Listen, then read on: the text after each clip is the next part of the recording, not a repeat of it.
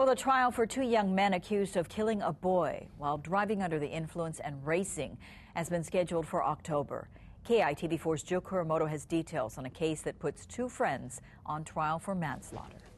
At today's arraignment and plea hearing, Travis Murray was in court, while his friend Herbert Kaio-Campbell appeared on closed-circuit television in custody at OCCC. Both pleaded not guilty to manslaughter charges in the death of 11-year-old Samuel Casabier. Casabier was killed when the Honda, apparently being driven by Kaio-Campbell, slammed into his car as it was making a left turn into his family's driveway on Kalanianaole Highway.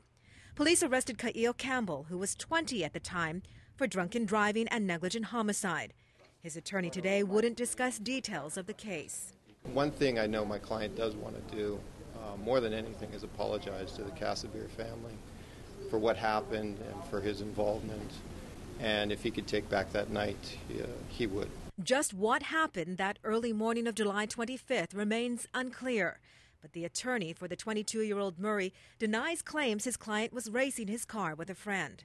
I don't know where that came from, but I think when the evidence comes out, it'll be clear they weren't racing. Both attorneys describe their clients as good young men who come from good families. Kaio-Campbell had been deemed a hero just 2 months prior to the crash for saving the life of a drowning woman in Makapu'u.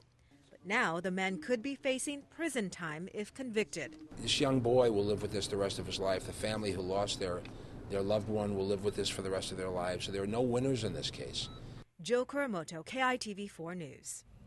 Murray remains free on bail. Kaio-Campbell is being held at OCCC, unable to post $75,000 bail.